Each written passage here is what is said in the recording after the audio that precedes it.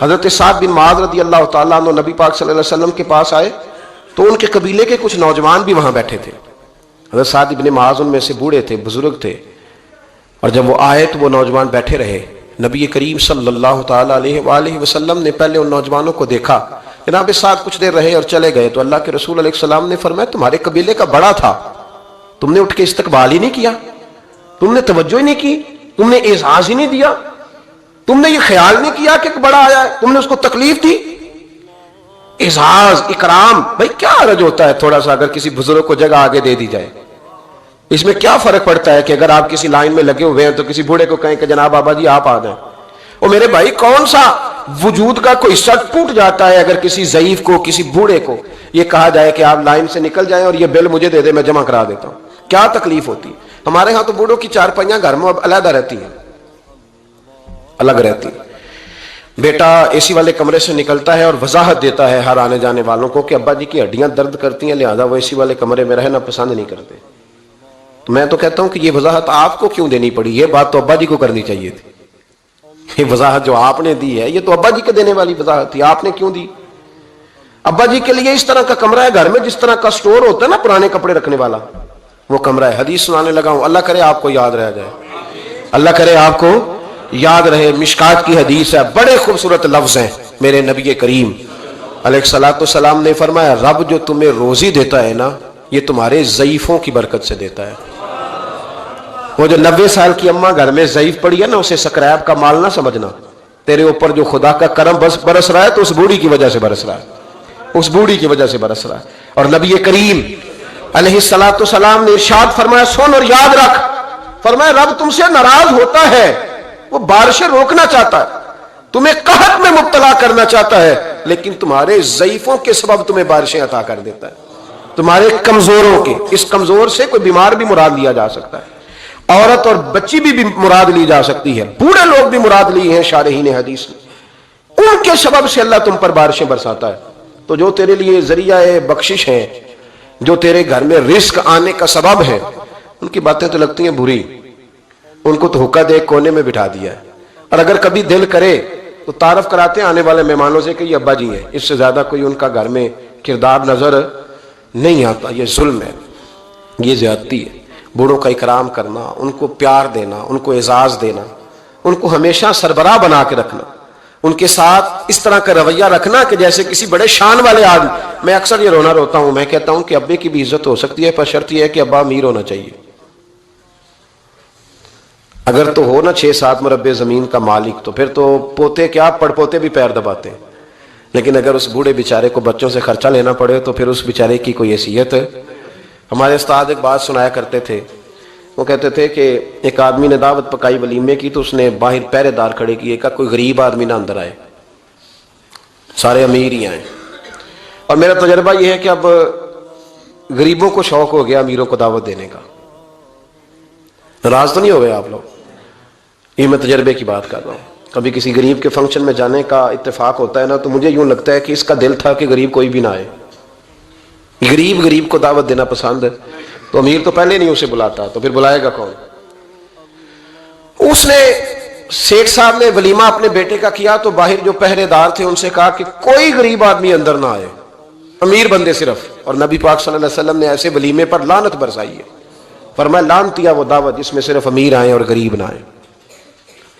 اس نے کہا بھی صرف نہ امیر لوگ آئیں. تو ایک بندہ تھا بڑا امیر لیکن بیچارہ نہ کہیں کام کاج سے اٹھ کے ہی آ گیا, تو کپڑوں کو اسی طرح مٹی وٹی لگی ہوئی, تو دیر ہو رہی تھی, گھر جاتا چینج کرنے تو لیٹ ہو جاتا, تو ایسے ہی آ گیا. جب وہ آیا تو پہرے دار کھڑا, تو اس نے کہا دوڑ جا, تیرا کوئی مطلب نہیں ہے یہاں. اس نے کہا یار میں سیٹھ آدمی ہوں, بدلا کپڑے نہیں بدلے. اس نے کہا سیٹھ ہوتا تو تیرے کپڑوں سے پتہ نہ چلتا. میرے بھائی وہ شخص کہتا ہے کہ میں نے کہا مجھے جانے دو اندر. کہنے لگے تیرے کپڑے نہیں دعوت والے. کہتا ہے میں وہاں سے واپس گیا دوڑا. آپ کو پتا نا کپڑے بھی اب اللہ خیر کرے. ایک سنگی نو میں ایک دن کیا تو کالی اینک لائی سی, خیر ہے کہندا موٹر سائیکل تے کٹا پیندا ہے. کوئی دنوں تو بعد کار وچ بھی لا کے بیٹھا سی. میں کہ ہن اینو میں کی پوچھاں, ہن تے بہتر ہے اینو چٹی سوٹی بھی نال دیاں. بھئی کیا اس سے انسان کا قد بڑھتا ہے؟ کوئی ہے بات کرنے والی؟ جہاز میں اس دفعہ میں واپس آ رہا تھا تو جہاز میں ایک نوجوان کالی اینک لگا کے پھر رہا. تو اب ڈر لگتا ہے نا, آپ کو پتا ہے کہ جسے بات کریں گے وہ کیا جواب دے گا. تو کیا ان چیزوں سے قد بڑا ہوتا ہے آدمی کا؟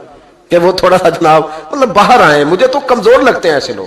اپنے لب و لہجے میں, اپنے انداز میں, اپنی طبیعت کے حساب سے, اپنے سٹائل میں آپ زندہ رہیں.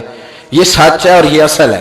یہ سچ ہے اور یہ اپنی زندگی اپنے اسٹیٹس کے مطابق, طبیعت کے مطابق گزارنا, یہی سچ ہے اور یہی اصل ہے. اسی میں انسان کا حسن ہے, اسی میں اس کا وقار ہے. اللہ تعالیٰ سمجھنے کی توفیق عطا فرمائے. تو وہ بندہ واپس گیا بیچارہ, کپڑے بدل کے آیا. اس نے بھی کہا کہ جانا میں نے بھی ضرور ہے, پر تنگ بڑا آیا. گھر گیا, مایا شایا والے کپڑے پہنے, سمجھ لے کالی اینک بھی لگا ہی لی. آیا تیار شیار ہو کے, کوٹ شوٹ پہن کے, ٹائی شائی کے ساتھ. جب واپس آیا تو وہ جو جس نے کہا تھا نا داخل نہیں ہونے دینا, اس نے خود دروازہ کھولا. وہ بندہ سیدھا اسٹیج پہ چلا گیا اور لوگ کھا رہے تھے پلیٹوں میں سالن. اس نے پورا ڈونگا ہی لے لیا اور وہ لے کے نا سامنے رکھا, اور ایک کونے سے اپنا کرتا پکڑ کے اس میں ڈبویا, پھر دوسرے سے پکڑ کے اس میں ڈبویا, پھر پیچھے سے پکڑ کے. لوگ کہنے لگے پاگل ہو گیا. کہنے لگا نہیں, میری تو دعوت نہیں, دعوت تو کپڑوں کی ہے, میری کہاں دعوت ہے. اس لیے کہ میں تو آیا تھا, مجھے تو داخل ہی نہیں ہونے دیا. یہ تو دعوت ہے میرے کو. نہیں سمجھ آئی آپ کو میری بات؟ بھائی وہ بھی کوئی انسان ہے جو کسی کے صرف کپڑوں کا حیا کرے. ٹھیک ہے, انسان کا لباس اس کی شخصیت کا آئینہ دار ہوتا ہے, کپڑے اچھے پہننے چاہیے. نبی پاک صلی اللہ علیہ وسلم نے فرمایا تیرے پاس اگر نعمت ہے تو چھپا نہ, اس کا اثر تیرے اوپر نظر. لیکن آپ کسی کو کپڑوں سے جج کریں گے, گاڑی سے جج کریں گے, یہ معیار نہیں ہے. والد کو, استاد کو, مرشد کو کیا اس لیے جج کیا جائے گا کہ اب وہ مالدار ہوگا تو حیا کریں گے؟ اور بھائی ماں اگر کسی کھیت میں بیٹھ کے اپلے بھی تھاپ رہی ہو نا, اور وقت کا شیخ الحدیث کسی بہت بڑی مسجد میں بیٹھ کے حدیث بھی پڑھا رہا ہو, اماں وہاں اپلے تھاپ رہی ہے, تو اس محدث سے وقت بھی جنت اسی ماں کے قدموں کے نیچے, وہیں سے اسے جنت ملے گی. یہ نہیں ہو سکتا کہ وہ کہے جنت کہیں اور سے مل جائے گا. بے شک وہ بیچاری اپلے تھاپ رہی ہے, گوبر کے ساتھ کام کر رہی ہے. میری بات کی سمجھ آ رہی ہے؟ بزرگوں کا اکرام کریں, احترام کریں, ان کو ادب دینا سیکھیں, ان کے ساتھ لحاظ والا رویہ اختیار کریں. نبی کریم علیہ السلام کے صحابی حضرت ابو ہریرہ رضی اللہ تعالیٰ عنہ فرماتے ہیں کہ حضور سید عالم علیہ الصلوۃ والسلام کے پاس میں بیٹھا تھا, تو چند نوجوان حضور کے پاس بیٹھے تھے. جہاں ہم بیٹھے تھے وہاں جگہ کچھ تنگ تھی. ایک بزرگ آ گئے سفید داڑھی والے, انہوں نے سلام لی. نبی پاک علیہ السلام نے سلام کا جواب دیا تو حضور نے نوجوانوں پہ 2-3 دفعہ نظر ڈالی. وہ بیٹھے رہے, ان کو جگہ نہیں دی, تھوڑے سمٹے نہیں. تو کہتے ہیں رسول پاک علیہ الصلوۃ والسلام نے بات کی تو میں کانپنے لگا. اللہ کے حبیب نے فرمایا من لم یرحم صغیرنا ولم یعکر کبیرنا فلیس منا. فرمایا جس کو چھوٹے پہ شفقت نہیں کرنی آتی اور جس کو بڑے کی عزت نہیں کرنی آتی, اس کا تو ہم سے تعلق ہی کوئی نہیں. فلیس منا, وہ ہم میں سے. فرمایا وہ آئے, تم نے جگہ ہی نہیں دی. سفید داڑھی والے شخص کا اکرام نہیں کیا, اس کو تم نے جگہ ہی نہیں دی. اور ہم لوگ یہ سمجھتے ہیں, یہ نوجوان یہ سمجھتے ہیں کہ ہم نے کون سا بوڑھے ہونا ہے, ہم نے کون سا بوڑھے ہو, ہم نے تو سدا جوان ہی رہنا. ایک کلرک نے نا ایک دفعہ کسی بہت بڑے رائٹر کو کہہ کہ اپنے نام سمیت, اس نے کہا تھا میرا نام, ایڈریس, فون نمبر سمیت یہ بات اپنے کالم میں درج کر دو. اس نے کہا کہ میں کلرک تھا, تنخواہیں وغیرہ دیتا تھا کسی بینک میں یا کسی ایسے ادارے میں ملازم تھا جہاں میں وہ چیزیں دیا کرتا. تو کہتے ہیں کہ میں وہاں یہ کام کرتا تھا. تو بوڑھے لوگ, آپ کو پتہ ہے ضعیف لوگ آتے ہیں بیچارے پینشن لینے, کسی بچے کی منت کرتے ہیں, وہ لے کے جاتا ہے. بابا جی کو یہ بھی نہیں پتا انگوٹھا کہاں لگانا ہے, فارم کیسے فل کرنا ہے. تو یہ سرکاری عہدوں پہ بیٹھے لوگ معاذ اللہ تنگ ہوتے ہیں اور کئی دفعہ غلط جملے استعمال کرتے ہیں. تو کہا کرتا تھا کہ میں بڑا سخت رویہ رکھتا تھا, اب میری بھی پینشن ہو گئی ہے, اور اب جب میں خود لینے جاتا ہوں نا تو کہتے جتنے دھکے میں یہ تھے اس سے 11 گنا کھا چکا ہوں, پر معافی کوئی نہیں مل رہی. تو لوگوں کو یہ میرا نام لے کے ایڈریس سمیت بتا دیں کہ اگر اپنا بڑھاپا سیف کرنا چاہتے ہیں تو اپنی جوانی محتاط کریں. اگر اپنا بڑھاپا سیف کرنا چاہتے ہیں تو اپنی جوانی, اور بڑھاپے میں باتیں برداشت جوانی میں برداشت ہوتی ہیں, بڑھاپے میں تو لفظ سہے بھی نہیں جاتے, آنسو خود بخود نکل جاتے ہیں جب بچہ بات کرتا ہے. سنو یہ نوجوان یہ حدیث یاد کر لیں, یہ طبرانی میں موجود ہے. میرے نبی کریم علیہ الصلوۃ والسلام نے فرمایا یہ حدیث یاد کر لینی ہے. پڑھیے درود صلی اللہ ہو, پھر کہیے صلی اللہ ہو, چلے تیسری دفعہ بھی پڑھ لیں صلی اللہ ہو. رسول پاک علیہ الصلوۃ والسلام نے فرمایا جو شخص اپنی جوانی میں کسی بوڑھے کی عزت کرے گا, جب وہ بوڑھا ہوگا تو اللہ اسے کئی گنا بڑھ کے اس کی عزت کرائے گا. اس کی کی گئی عزت سے کئی گنا بڑھ کے رب پھر اس کی عزت کرائے گا. نوجوان اکرام کرنا سیکھیں, بزرگوں کا احترام کریں, اپنے بڑوں کے ساتھ اور بڑوں میں جتنے بھی صاحب فضیلت بڑے ہیں، آپ کا جو استاد ہے وہ آپ کے لیے بڑا قابل احترام ہے، بڑا قابل احترام ہے۔ میں ماسٹر کی ڈگری لینے کے بعد اب بھی کبھی گاؤں میں اپنی پرائمری کے ٹیچروں کو دیکھتا ہوں، اب بھی تو احساس پیدا ہوتا ہے کہ یہ اگر ہمیں وہ الف بات آسانہ نہ پڑھاتے، شروع کی کتابیں یہ المدہ عام نہ پڑھاتے، تو پھر اس سے آگے بھی ہمیں پڑھنا نہ آتا۔ اور اگر آپ کو اللہ تعالیٰ سمجھ دے نا، توفیق دے، تو یہ سمجھیں کہ جو چھوٹا استاد ہوتا ہے اس کی محنت زیادہ ہوتی ہے۔ ہاں یونیورسٹی والے جو ٹیچر ہیں تو لیکچر دے کے چلے جاتے ہیں، تو وہ جس نے رٹا لگایا نا پہاڑے یاد کرانے کا، وہ جس نے آپ کو املا لکھنی سکھائی ہے نا، اس کی محنت، اگرچہ اس کی تعلیم میٹرک پی ٹی سی ہے، اگرچہ اب آپ اس سے کئی گنا زیادہ تعلیم حاصل کر گئے، لیکن اصل مشقت اس قاری صاحب کی ہے جس قاری نے آپ کو قاعدہ پڑھایا ہے، جس نے تلفظ ٹھیک کرایا ہے۔ ابتدائی کتابوں کے اساتذہ کی مشقت زیادہ ہوتی ہے، بڑے لوگ تو لیکچر دے کے چلے جاتے ہیں۔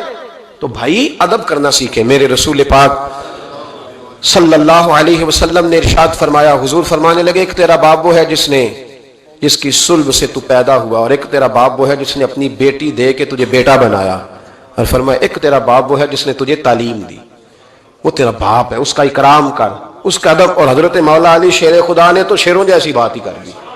بڑے لوگ بڑی بڑی باتیں، اتنی بڑی بات اس موضوع پر میں نے تلاش کیا ہے، میں نے بڑے لوگوں کو پڑھا اس عنوان پر، لیکن اتنی بڑی بات کہیں نہیں ملی۔ حضرت علی المرتضیٰ رضی اللہ تعالیٰ عنہ فرمانے لگے، جس نے مجھے ایک حرف سکھایا ہے وہ میرا استاد ہے، اگر وہ چاہے تو مدینے کے چوک میں کھڑا کر کے مجھے بیچ دے، میں اس کے ہاتھوں بکنے کو بھی تیار ہوں۔ وہ جس نے مجھے ایک حرف، اساتذہ کا احترام نہیں، اساتذہ پریشان، استاد تو بیچارہ روز کٹہرے میں کھڑا ہے، روز کٹہرے میں، روز لوگ اس کو کہتے ہیں کہ جناب آپ نے یہ بات کیسے کر دی، آپ کی جرت کیسے ہوئی۔ اور جو لوگ، میں ایک کالج میں تھا چند دن پہلے، تو وہاں میرے جاتے ایک جھگڑا شروع تھا کہ جناب ہم کب سے آئے بیٹھے ہیں، تو ٹیچر کہتی ہے کہ یہ پیریڈ ختم ہوتا ہے تو پھر چھٹی دینی ہے، تو پہلے چھٹی دیں، چونکہ ماں بدولت آ چکے ہیں۔ اکرام نہیں، جو قومیں ادب نہیں کرتی وہ تعلیم کبھی بھی حاصل ہے، اور تعلیم حاصل کر بھی لیں تو تعلیم کا فیض نہیں پا سکتے۔ فیض ادب سے ملتا ہے۔ امام اعظم ابو حنیفہ، امام ابو یوسف سے کسی نے کہا کہ یہ امام اعظم کیوں ہیں؟ فرمانے لگے یہ بڑے امام اس لیے ہیں کہ بڑا ادب کرتے تھے، بڑے اس لیے ہیں کہ بڑا ادب۔ امام صاحب کے ساتھ 4-5 شاگرد بیٹھے تھے، ایک باغ میں آپ تشریف فرما تھے۔ تو اب تو ہمارے ہاں بڑی آسانی ہے، کتابوں کو آپ کمپیوٹر سے سرچ کر سکتے ہیں، حوالے بڑی آسانی سے مل جاتے ہیں۔ اب بھی بڑا مشکل ہوتا ہے، کتاب سے ڈھونڈنا بڑا مشکل ہے۔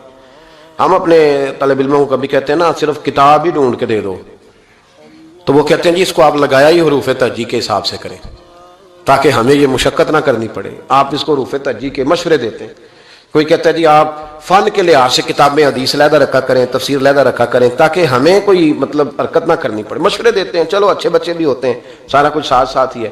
تخریج کا کام کرنا بڑا مشکل ہے آج بھی۔ جب آپ نے صحیح مطالعہ کرنا ہو تو پھر موبائل شبائل بند کر کے ہوتا ہے۔ جب آپ نے کسی چیز پہ ریسرچ کرنی ہے، اس کو ہر لحاظ سے اور ہر زاویے سے آپ پڑھنا چاہتے ہیں، پھر یہ مشقت والا کام ہے۔ اس زمانے میں زیادہ مشقت ہوتی تھی، گرمی بڑی سخت تھی، تو امام اعظم رحمۃ اللہ علیہ نے 2-3 شاگرد منگا لیے۔ اب بڑی ساری سہولیات ہیں، جب ہم کوئی صفحہ 2-3 صفحے محفوظ کرنا چاہتے ہیں تو اس کا طریقہ ہم یہ رکھتے ہیں کہ ہمارے پاس پنیں ہوتی ہیں، پن لگا لی، اتنے صفحے سائڈ پہ کر لیے، پھر کئی بہت ساری آسانیاں ہیں۔ اس زمانے کے اندر بڑا مشکل ہوتا تھا، کچھ کاغذ بھی بڑا مہنگا تھا، چیزوں کو سمیٹنا، اور اگر کچھ چیز بکھر جاتی تھی دوبارہ حاصل کرنا ایک مشقت والا کام۔ تو امام صاحب رحمۃ اللہ علیہ باغ میں بیٹھے تھے، کچھ حدیثوں پر کام ہو رہا تھا، ان کی جو روایات تھیں اس کے راوی جو تھے وہ مرتب کیے جا رہے تھے، چیزوں پر فقہ کے اصول بنائے جا رہے تھے، شاید 2-4-5 شاگرد بھی بیٹھے تھے۔ باغ کے ساتھ کچھ بچے کھیل رہے تھے، گیند گری ایک بچے کی، تو آپ کو پتہ ہے کہ ایک بچے کی ویسے ڈیوٹی لگائی جاتی ہے گیند ہی پکڑنے کی، کھڑا کرتے ہیں نا جی پیچھے اس کو کہ تو نے صرف گیند ہی پکڑنی ہے۔ مجھے چونکہ دلچسپی نہیں میچ سے لہٰذا مجھے زیادہ نام وام نہیں آتے کہ اس کو کیا کہتے ہیں، تو اس کو کھڑا کیا تھا انہوں نے پیچھے۔ وہ گیند اچانک آ گئی نا جب باغ میں، تو بچہ دوڑا آیا، 12-14 سال کا بچہ، جب وہ آیا نا باغ میں تو امام صاحب نے آؤ دیکھا نہ تاؤ دیکھا، امام صاحب جھٹ سے اٹھ کے کھڑے ہو گئے، اور جب کھڑے ہوئے تو وہ کاغذ جو تھے وہ سارے بکھر گئے۔ اب امام صاحب کھڑے ہوئے تو شاگردوں کو بھی کھڑا ہونا تھا، وہ بھی سارے کھڑے ہو گئے، ان کا بھی سارا سامان بکھر گیا، ٹوٹ گیا، دائیں بائیں چیزیں ہو گئیں۔ بچہ چلا گیا، امام صاحب بیٹھ گئے، شاگرد بڑے ادب والے تھے، انہوں نے پوچھا بھی نہیں کیا معاملہ ہے۔ اب نئے سرے سے ساری ترتیب دوبارہ سے لگائی گئی، تھوڑی دیر گزری تو بچہ پھر باغ میں آ گیا۔ इमाम साहब फिर उठ के खड़े हो गए, फिर सारी चीजें बिखर गई। तीसरी दफा वो फिर आ गया, पता नहीं वो कितनी दफा आएगा, बार बार शागिर्दों को भी उठना पड़ता, वो कागजात सारे बिखर जाते। बिल आखिर एक शागिर्द बोल पड़े, कहने लगे हुजूर ये तो बच्चा है, ये 100 दफा आएगा। तो इमाम साहब ने बरजस्ता जवाब दिया, फरमाया अगर ये 100 दफा आया ना तो अबू हनीफा 100 दफा उठ के खड़ा होगा, मैं खड़ा होगा, तुम्हें तो नहीं ना पाबंद कर रहा। कहा हुजूर माजरा क्या है, कौन है ये बच्चा? तो इमाम साहब फरमाने लगे ये मेरे उस्ताद का पोता है, ये मेरे शेख का पोता है, मेरे मुर्शिद का पोता है। असला नाल जे नेकी करिए तो नस्ला ताक नहीं भुल दे, हाँ बेअसला नाल नेकी करिए तो फुल कंडिया नाल तोल दे। ये मेरे हजरत का पोता है, इस घर से मैंने फैज लिया है। फरमाया मैंने नमक खाया है, ये कैसे हो सकता है कि ये आए और मैं उठ के खड़ा ना हूं, ये 1000 दफा भी आए तो मैं खड़ा होऊंगा। तो इमाम अबू यूसुफ फरमाते थे उस दिन मुझे समझ आई कि ये जो इमाम सिर्फ इमाम नहीं, इमाम आजम है ना, ये बड़े इसलिए है कि इन्होंने अदब बड़े बड़े किए, इन्होंने इकराम बड़े बड़े किए। हमारे यहां तो अब इतनी परेशानी वाला मामला, इतनी परेशानी वाला सोच नहीं सकते। बिलखुसूस वो लोग जिनका बड़ा मिल्लत में इकराम होना चाहिए था, बड़ा इकराम। मुझे सही बताएं कि एक मुस्तनद कुरान और सुन्नत जानने वाला आलिम किसी वलीमे में जाए और साथ ही मैंने जाए तो कदर किसकी ज्यादा हो रही होती है, होनी किसकी चाहिए? ये तकलीफ वाला मामला है, तकलीफ वाला। यहां एक उस्ताद को हथकड़ियां लगी तो मोमबत्ती माफिया सारा बोल पड़ा और 2-2 महीने वाला माँ को जेलों में रखा गया और जुर्म नहीं बताया गया। और कौम क्या कह रही है? मजाक उड़ा रही। कुछ लोग मजाक करते थे, भाग रहे हैं जी, पुलिस आ गई। किस मतलब जुर्म क्या था? चोर थे, ये डाकू थे। और बहुत सारे तो ऐसे थे जिन जो किसी काज में, किसी काम में, किसी ऐसी एक्टिविटी में बेचारे शामिल ही नहीं थे, मुदर्रिसीन पढ़ने पढ़ाने वाले, और उनको पकड़ कर अंदर डाल दिया गया। और वो लोग जो खुद बड़े बड़े दिनों तक सारा मुल्क बंद करते रहे, उन्होंने ये जुर्म किया, कोई पूछने वाला नहीं था, कोई नहीं था, कोई पीछे जाने वाला नहीं। 2-2 महीने, फिर कहा गया 20-20 लाख और पता नहीं कितने कितने लाख, और फिर डायरेक्शन का नहीं पता जाना किधर है। जमाना तो ये बताया ही नहीं गया। तो मुझे बतलाओ ये क्या इन लोगों का मुआशरे में क्या इकराम रह गया, क्या एहतराम रह गया? बहुत सारे ऐसे लोग हैं जिनके वालिद 2-2 महीने जेल में रहे, बच्चों ने मदरसों में पढ़ना छोड़ दिया है, जो हमारे अब्बे का अशर हुआ हमारा भी तो वही होना है ना। पढ़ना छोड़ गए तालिब इल्म, उन्होंने कहा जी हमसे नहीं ये काम होता। तो रोज सेमिनार करते हो, ये थोड़े दिन पहले कराची में सेमिनार था कि हरण की पैदाइश कम हो गई है, तो ऐसे इकदाम किए जाएं कि हरण जो है वो ज्यादा पैदा हो। बहुत बड़ा सेमिनार मुनक्कद किया गया। आपको नहीं पता कि उलमा कम रहते जा रहे हैं? पता है आपको? ढूंढने से आलिम नहीं मिलता, बस्तियों की बस्तियां खाली हैं। क्यों? इसलिए कि जो हशर करते हैं ना, हम खुद सारी जिंदगी जो मर्जी करता रहे और किसी आलिम का नंगा सार भी देख ले तो वो 20 जगह पे 20 जगह। हम जा रहे थे थोड़े दिन पहले लाहौर, तो आगे गाड़ियों की ब्रेक लग गई। गाड़ियों की ब्रेक लगी तो बच्चे ने ब्रेक लगा दी गाड़ी की, तो पीछे से ड्राइवर ने आके धड़ाम से गाड़ी मारी, उड़ा दिया सारा कुछ पीछे से, सब खत्म। अब उसकी सवारियां कहने लगी कि हम तुझे वहां से कहते आ रहे हैं कि तू चलाता इधर है, देखता उधर है। बच्चे जलाल करने लगे तो मैंने उनका बाजू थाम लिया। मैंने कहा पुत्र, हम जो काम करते हैं ना, ये बड़ा मजलूमियत वाला काम है। तुमने 2 मिनट भी किसी से बात कर ली ना, हालांकि गलती सारी उसकी है और हमने उसे कुछ भी नहीं कहा, उसकी सवारियां सारी उसके गले पड़ रही थी कि जो तू देखता उधर है, चलाता इधर है, साथ मैसेज लिख रहा है, तू साथ मोबाइल सुन रहा है, तो कितना पागल है, कितने लोगों की जान खतरे में डाल। तो मैंने कहा बेटे तुम एक बात भी करोगे तो उसकी वीडियो बन जाएगी, क्योंकि ये देखें जी पीर साहब तबलीग करते हैं, इनका हाल देखें। ये फटाफट मामला, ये और ये इतना सख्त मामला, इतनी अजियतनाक यह मसला होता जा रहा है, इतना कर्बनाक है ये मामला। किसी ने किसी से हाथ नहीं मिलाया तो शोर हो गया। ये बाजू दुखने लगता है। आप यकीन करें, बैठे रहते हैं ना, जब किसी मजलिस में जाते हैं तो हजारों लोगों से मिलना पड़ता है और संगी अपने हिसाब से मुलाकात करते हैं। कुछ बड़े अकीदतमंद होते हैं और जब तक पूरा बाजू अपने करीब ना कर ले तब तक सलाम में भी मजा नहीं आता।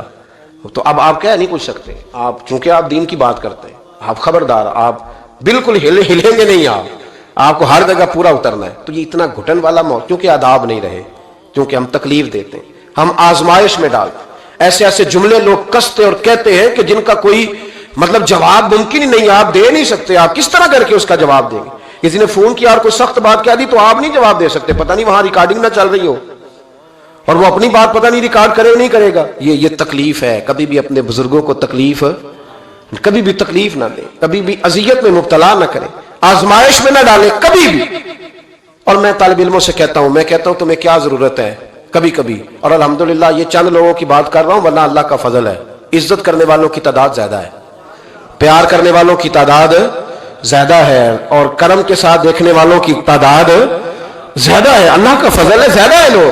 لیکن میں طالب علموں سے کہتا ہوں میں یہ حدیث اکثر بیان نہیں کرتا کہ کہیں میرے دل میں یہ خیال نہ آئے کہ میں بھی ایسا ہوں. میں اس درجے کا بندہ نہیں ہوں, الحمدللہ صحیح کہہ رہا ہوں, میں اس درجے کا نہیں ہوں.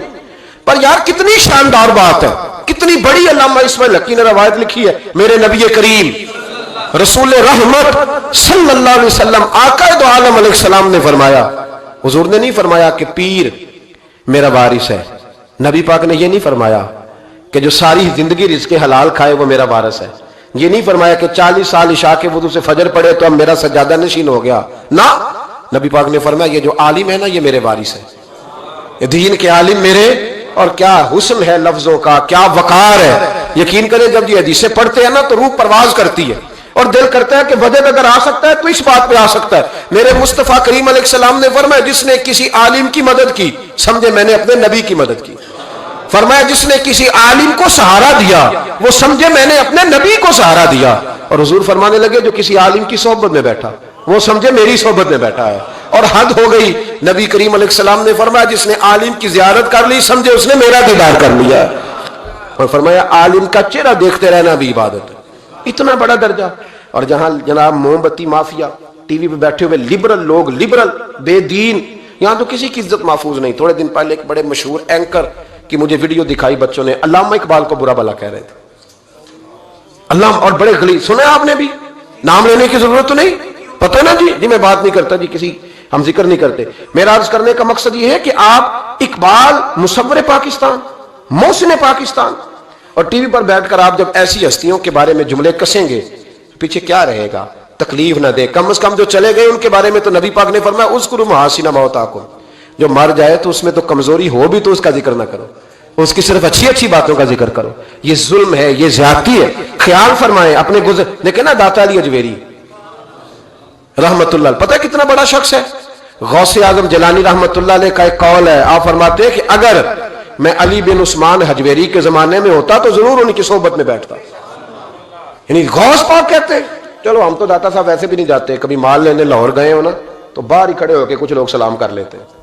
کچھ لوگ کہتے ہیں جی میں نے پورے سال میں ایک پورا بندہ وہاں سجدہ کرتے دیکھا ہے, ایک پورا. تو میں کہتا ہوں جو ہر نماز کے وقت وہاں ہزاروں نماز پڑھتے ہیں وہ نہیں نظر آئے؟ جو ہزاروں لوگ وہاں جمعہ پڑھتے ہیں وہ نہیں دکھے تمہیں؟ جو سارا دن قرآن پاک کی تلاوت ہوتی ہے وہ نہیں نظر آئی؟ عجیب معاملہ. ایک صاحب مجھ سے کہنے لگے کہ داتا تو اللہ ہے. میں نے کہا اللہ کے 99 ناموں میں داتا نکال کے دکھاؤ, ہے کہیں؟ بولے لفظ ہی فارسی کا ہے. کیا عجیب, مطلب ایسی منطق ہے لوگوں کی جو سمجھ سے بالا تر ہے. بھائی لفظ داتا اللہ کے 99 ناموں میں موجود نہیں ہے. داتا کا معنی آپ کیوں وہ کرتے ہو؟ پھر تو آپ کہیں گے کہ اماں سے بھی روٹی مانگنا جائز نہیں, کیونکہ داتا کا معنی دینے والا ہے. تو اماں روٹی پکا کے دیتی ہے کہ نہیں؟ ابا پیسے دیتا ہے کہ نہیں؟ عجیب فلسفہ ہے لوگوں کا. ہر بات کا الٹ مطلب. بزرگوں تک کو لوگ تکلیف دیتے ہیں, اذیت دیتے ہیں, آزمائش میں مبتلا کرتے ہیں. اور ایسی اعلیٰ حضرت فاضل بریلوی رحمت اللہ علیہ کے چھوٹے صاحبزادے تھے حضور مفتی اعظم ہند مولانا مصطفیٰ رضا خان صاحب رحمت. 1.25 کروڑ آدمی مرید تھا, اور حضرت کے لاکھوں میں محدثین شاگرد تھے. لیکن تنقید کرنے والوں کو موقع مل جاتا ہے نا. حضرت بڑی دور گئے تھے ایک جگہ پہ, بڑی دور. تو ایک سیٹھ صاحب کہنے لگے کہ میرا بڑا دل کرتا ہے کہ وہ میرے گھر میں قیام کریں, بڑی میری خواہش ہے. کہ چلو ٹھیک ہے آپ کے گھر قیام کرتے ہیں. حضور مفتی اعظم نا رات کو ان کے گھر میں قیام کیا. اب مسافر کے لیے تو اللہ تعالیٰ نے نماز آدھی کر دی ہے. 4 فرضوں والی نماز ہے تو رب کریم نے 2 فرض کر دی. سنتوں اور نفلوں میں اجازت دے دی, پڑھے کوئی تب بھی ٹھیک ہے, نہ پڑھے تب بھی ٹھیک ہے. تو اب فرض جہاں کم کر دیے گئے تو حضور مفتی اعظم اس گھر میں مہمان تھے, سارا دن کی تھکاوٹ تھی. تو جہاں اللہ تعالیٰ نے فرض کم کر دیے وہاں کسی پہ پابندی لگائیں کہ اٹھ کے تہجد بھی پڑھے. آپ نے عشاء کی نماز پڑھی, آرام فرمایا, فجر کے وقت اٹھے. اس شخص نے بڑی مشکل سے فجر کے بعد ناشتہ دیا اور سویرے شور کرنے لگا اتنے بڑے پیر ہیں, تہجد تو پڑھی کوئی نہیں. لوگوں نے اس کو کہا یار تو اس بات کی پابندی لگا رہا ہے جس کی اللہ رسول نہیں لگاتے. تو سفر کے اندر تو فرض نماز کو اللہ تعالیٰ نے اجازت دے دی ہے، تو نفلوں کی کہنے لگا جی نہیں مجھے نہیں سمجھ آئی بات کی۔ انہوں نے کہا کہ تمہیں پتہ ہے حدیث کیا ہے؟ کہ جس نے، اللہ فرماتا ہے جس نے میرے ولی سے دشمنی کی میرا اس کے خلاف اعلان جنگ ہے۔ یہ بخاری مسلم کی مستند ترین حدیث ہے۔ صرف جنگ نہیں، اعلان جنگ ہے۔ اعلان، دو ہی تو جرم ہے جن پہ اللہ زیادہ ناراض ہے۔ ایک کا سود نہ چھوڑا تم نے تو میں جنگ کروں گا، اور ایک کا میرے ولی سے دشمنی کی تو میں تمہارے خلاف اعلان۔ اس حدیث کی ایک حرف بھی کمزور نہیں، سند بھی کمزور نہیں، متن اتنی تگڑی حدیث۔ حضرت معاذ ابن جبل رضی اللہ تعالیٰ عنہ نبی پاک صلی اللہ علیہ وسلم کے روزے پر بیٹھ کے رو رہے تھے۔ یہ ابو داؤد شریف کی حدیث ہے۔ حضرت عمر آگے کا روتے کیوں ہو؟ فرمانے لگے مجھے دو حدیثوں نے پریشان کر دیا ہے۔ ایک تو نبی پاک نے فرمایا چھوٹی سی ریاکاری بھی شرک ہے، اگرچہ شرک اصغر ہے پر انسان سے غلطی ہو ہی جاتی ہے۔ اور دوسرا حضور نے کہا ہے کہ جس نے ولی سے دشمنی کی میرا اعلان جنگ ہے۔ تو عمر مجھے کیسے پتا چلے گا کہ کون ولی ہے؟ حضرت عمر نے کہا بہتر یہ ہے کہ تو سب کی عزت کیا کر، سب کا اکرام کر۔ لیکن یہاں تو لوگ معاف ہی نہیں کر رہے۔ غوث پاک پر بھی فتویٰ ہے، داتا علی اجویری پر بھی فتویٰ ہے، خواجہ معین الدین، پتہ نہیں یہ کون سا دین ہے، کون سا مذہب ہے جس میں پچھلا کوئی بھی ٹھیک نہیں تھا، جو آج پیدا ہوا صرف وہ ٹھیک ہے، جو جتنا زیادہ بدتمیز ہوتا ہے اتنا زیادہ عروج پاتا ہے۔ تو میں کہتا ہوں امام بخاری کو بھی نہیں مانتا۔ کیوں مانا تو نے امام بخاری کو؟ امام بخاری کو مانو گے تو بخاری مانو گے، امام مسلم کو مانو گے تو مسلم شریف کو۔ کیا فلسفہ ہے؟ بغیر کسی امام کے تو حدیث تک پہنچ نہیں سکتا، جانا ڈائریکٹ جا کے لے نبی پاک سے حدیث، امام بخاری کے بخیر لے تیرا پتہ چلے۔ جب امت میں جتنے لوگ گزر گئے سینکڑوں سالوں میں وہ سارے غلط تھے، جو آج پیدا ہوا وہ ٹھیک ہے۔ کوئی ٹی وی پہ بیٹھ گیا، کوئی یوٹیوب پہ بیٹھ گیا، سارے غلط تھے جی میں نیا آیا ہوں میں ٹھیک ہوں، یہ کیسے ہو سکتا ہے؟ بدتمیزوں کو عروج ملے گا۔ تو نبی کریم علیہ السلام نے فرمایا اللہ کا اعلان جنگ ہے، یہ بخاری مسلم ہے، یاد رکھنا، کبھی ذہن میں بھی کسی اللہ کے نیک بندے کے بارے میں برا خیال نہ پیدا کرنا، اعلان جنگ ہے رب کریم کا۔ تو کہنے لگا جی تہجد نہیں پڑھی۔ لوگوں نے بڑا سمجھایا کہ یار کوئی بات تو نے غیر شرعی دیکھی ہے تو وہ کر، لیکن تو جہاں بیٹھتا ہے غیبت کرتا ہے، جہاں بیٹھتا ہے کوئی غیر شرعی بات دیکھی ہے تو بیان کر۔ ہم کہنے لگا جی نہیں، اتنا چونکہ بڑا سیٹ تھا، جب اسے اتنی زیادہ بات کی تو حضور مفتی اعظم ہند کو تکلیف ہوئی، جا رہے ہیں آپ لوگ، آپ رو پڑے، فرمانے لگے اسے ایسا نہیں کرنا چاہیے تھا، میری کوئی غلط بات دیکھتا تو تبصرہ کرتا، آپ کی آنکھوں میں آنسو کیا آئے، اس کے گھر میں تو آگ لگ گئی، کہتا ہے صرف وجود کے کپڑے بچے باقی ہر شے جل گئی۔ اور پھر میں 2 سال محنت کرتا رہا کہ دوبارہ میرا گھر میرا کاروبار مضبوط ہو جائے، نہ ہو سکا۔ پھر ایک دن تڑپا تو کسی نے کہا وہاں چلا جا معافی لے لے، تجھے پتا ہے جب کوئی ولی کا بے ادب ہوتا ہے تو پھر رب اس کا کیا حال کرتا ہے، وہاں چلا جا بچ جائے گا۔ آیا حضور مفتی اعظم کی خدمت میں، دروازے پہ داخل ہوا تو آپ فرمانے لگے تو نے اچھا کیا تو آ گیا، اور اب تجھے معافی مانگنے کی ضرورت نہیں، جا میں بغیر معافی مانگے ہی تجھے معاف کرتا ہوں۔ وہ کہتا ہے اگلے دن سے ہی میں نے اپنا رویہ، حضرت جنید بغدادی، یہ داتا صاحب نے لکھا ہے، حضرت جنید بغدادی نے نا ایک نوجوان کی تربیت کی، اسے ادھر دیکھیں میری طرف، جنید بغدادی نے اسے تعلیم دی، وہ اکثر آتا، پڑھاتے، پیار کرتے، محبت کرتے، تھوڑی سی نا چند باتوں کی اسے خبر ہو گئی، علم ہو گیا، پھر آہستہ آہستہ اسے نورانی خواب بھی آنے لگ گئے، پھر آہستہ آہستہ سے سمجھ لگنے لگے کہ اب میں نہ کچھ ہوں۔ پرواہ کو نہیں ہوتی رب کریم کے بندے کو، موج کرے کوئی، ایک چاہت کرنے والا جاتا ہے تو کئی درجن اللہ عطا کرتا ہے، لیکن نہ صرف اتنی تکلیف ہوتی ہے کہ میری ہاتھوں کے تراشے ہوئے مٹی کے صنم آج بت خانے میں بھگوان بنے بیٹھے ہیں، یہ ذرا تکلیف ہوتی ہے کہ اس کو وہ پتھر جن کو سکھائی تھی قوت گویائی ہم نے، وہ جب بولنے لگے تو ہم پر ہی برس پڑے، یہ ذرا اچھا نہیں لگتا، یہ تکلیف ہوتی ہے کہ یہ کیا انداز ہوا، ہم ہی سے کھا کے ہماری بلی ہمیں میں ہوں، یہ ذرا بات تھوڑی سی بات ہی، یہ ذرا اچھا نہیں لگتا، یعنی میرے ہاتھوں کے تراشے ہوئے مٹی کے صنم دیکھو آج بت خانے میں بھگوان بنے بیٹھے۔ تو وہ کہنے لگا کہ میں تو اب اوپر چلا گیا ہوں حضرت جنید بغدادی سے، کبھی کسی کو کوئی بات سناتا، کبھی کوئی سناتا، کہتا وہ تو ابھی وہیں ہیں، تبلیغ کر رہے ہیں، یہ کر رہے ہیں، تو میں تو رات خواب میں فلانی جگہ بھی ہوا ہوں، تو بہت اونچا درجہ ہے میرا۔ وہ آہستہ آہستہ جب پر تھوڑے نکلے نا، انہوں نے کہا تو حضرت ہنس دیتے، مسکرا دیتے، کہتے چلو موج کریں، لیکن دل میں تکلیف ضرور تھی، ہوتی ہے تکلیف، کیا کرے، اللہ نے دل جو بنایا، اس میں بعض لوگوں کے بعض جملوں کی بڑی تکلیف ہے، کئی دفعہ تکیے پہ کچھ آنسو گر جاتے ہیں، رضائی پہ منہ دے کے نا کئی دفعہ بندہ روتا ہے کہ یار سارے کر لیتے تجھے نہیں کرنی چاہیے، لیکن چلو خیر۔ ایک دن نا وہ زیادہ ہی بدتمیز ہو گیا، اس نے کہا میں نے مرشد کا امتحان لینا ہے، پتہ کرنا ہے آج کتنے پانی میں. اور شیخ سعدی فرماتے ہیں جب اللہ کسی کو رسوا کرنا چاہتا ہے نا تو اسے اپنے نیک بندوں کی پردہ داری پہ لگا دیتا ہے, اور جب ان کے پردے کھولنا چاہتا ہے پھر رب اسے رسوا کرتا ہے, پھر چوکوں چراہوں میں رسوا ہوتا ہے. آگے حضرت جنید بغدادی کے پاس دل میں سوال لے کے, آج میں نے امتحان لینا ہے, تو کہنے لگا حضور میں کچھ پوچھنے آیا ہوں. تو آپ فرمانے لگے جو تو جلال آ گیا نا, پہلے تو دور دور باتیں کرتا تھا, آج اس نے سامنے کر دی تو کام خراب ہو.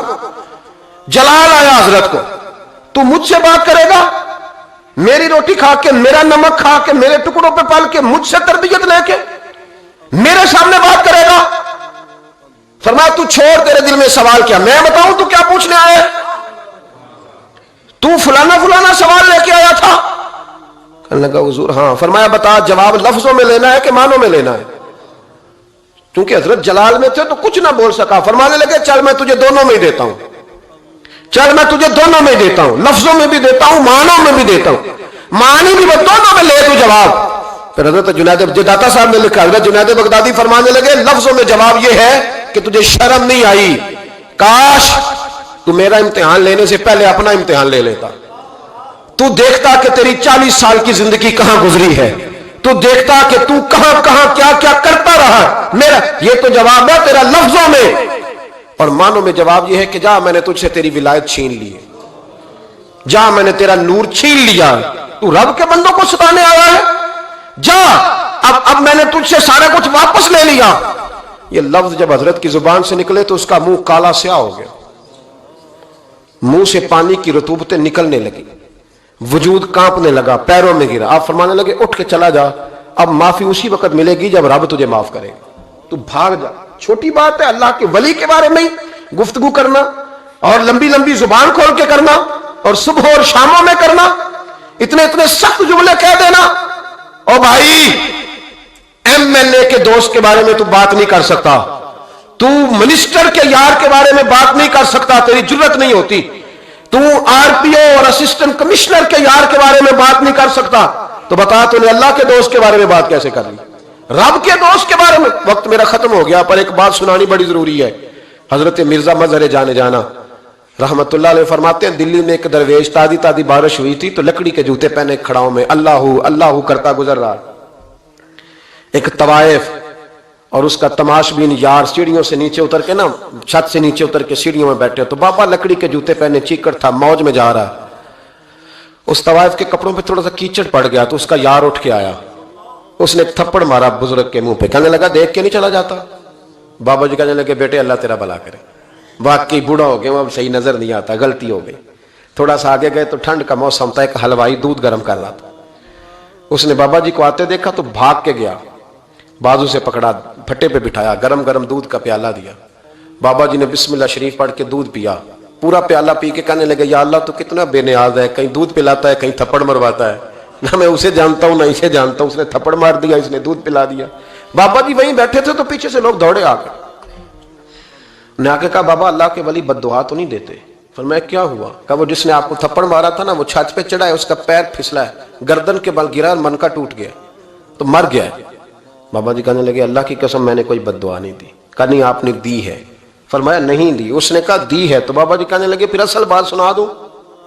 کہا سناؤ. فرمانے لگے اصل بات یہ ہے کہ میرے پیروں سے مٹی اڑی, اس کے یار کے کپڑوں پہ پڑی, اسے برا لگا تو اس نے مجھے مارا, جب اس نے مجھے مارا تو پھر میرے یار کو برا لگا, پھر میرے یار کو برا لگا, اس نے اسے مار دیا. میں نے تو لفظ بھی ادا نہیں کیے, لیکن کوئی اللہ کے ولیوں کو لاوارث نہ سمجھے, اس لیے کہ جب رب کریم کے ولی کے دل کو تکلیف ہوتی ہے تو پھر عرش کا مالک بدلے لیتا ہے. پھر اللہ کہتا ہے میرا اعلان جنگ ہے, پھر تو تیاری کر, پھر میں تجھے بتاؤں گا کہ ساری دولتیں سارا کچھ تیرے گھر میں, پر رات کی نیند نہیں تیرے پاس. پھر ہر سہولت ہوگی پر روح کا سکون. تھوڑا سوچ کے بولیں, تھوڑا احتیاط سے بولیں, تھوڑا تول کے بولیں, کہیں ایسا نہ ہو کہ ایک فکرہ کسی اللہ کے بندے کی بے ادبی کا سبب بنے. اللہ سمجھنے کی توفیق عطا فرمائے. آخر دعوانا الحمدللہ.